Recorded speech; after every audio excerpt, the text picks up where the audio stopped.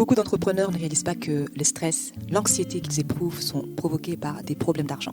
De la finance vous sert au creux de l'oreille tout ce que vous devez savoir pour avoir l'esprit tranquille quand vous pensez à vos finances.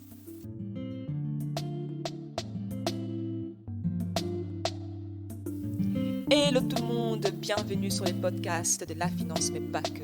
Nous aidons celles et ceux qui ont l'esprit d'entreprendre à se libérer du stress provoqué par l'argent et à bâtir de la richesse. Je suis Solange Baboy, consultante financière spécialisée en gestion d'argent. Aujourd'hui, on continue encore sur notre série « Comment monétiser ton hobby ?» et on va se pencher dans l'épisode d'aujourd'hui sur le côté business de la passion. À un moment donné, dans la phase de démarrage d'une nouvelle entreprise, il est très courant de se heurter à un mur, de faire face à un mur. Tu peux passer d'un sentiment d'excitation et d'espoir à un sentiment de découragement et de désespoir du jour au lendemain. Des questions tourbillonnent constamment dans ton esprit. Qu'en est-il des impôts? Ai-je besoin d'une licence commerciale? Ai-je besoin d'un numéro d'entreprise? Dois-je avoir un brevet ou une marque déposée? De quel type d'assurance ai-je besoin? Et ainsi de suite. Tous les plaisirs s'arrêtent brusquement. Et tu as plus de questions que des réponses et plus d'anxiété que d'excitation. Voilà ce que j'ai observé dans mes accompagnements. Lorsque tu es face à ce mur où tu te sens dépassé, deux voies possibles s'offrent à toi. Voie 1. Certaines personnes obtiennent de l'aide et des réponses et franchissent ces murs. Elles atteignent leurs objectifs et vivent leurs rêves. Voie 2. D'autres personnes, par contre, laissent les découragements étouffer leurs rêves. Les questions qu'elles se posent les font se sentir pas du tout qualifiées pour entreprendre et elles baissent les bras et abandonnent. Elles se résignent à les garder justement comme un passe-temps et réussissent à se convaincre que c'était une mauvaise idée au départ. Mais ce n'est pas vrai. Celles qui suivent la voie 2 ont juste besoin de ce dont les personnes qui ont emprunté la voie 1 avaient besoin, de l'aide pour l'aspect entrepreneurial des choses.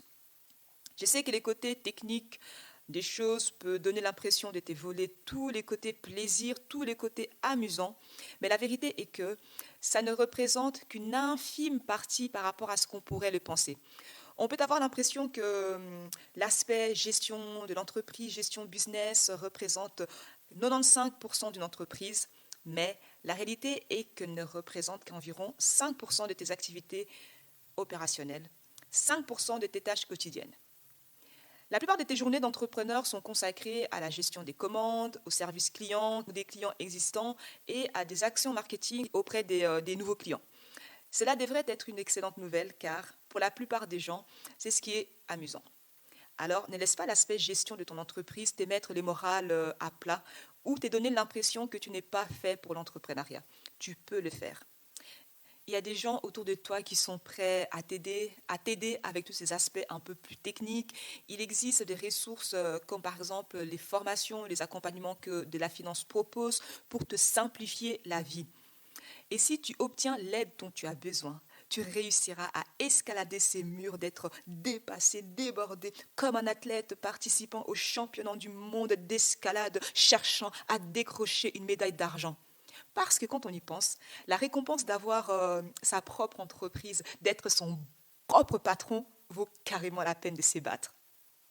Le devoir pour aujourd'hui est de faire une petite introspection et de lister un peu les choses qui te découragent à poursuivre ou à te lancer dans l'entrepreneuriat.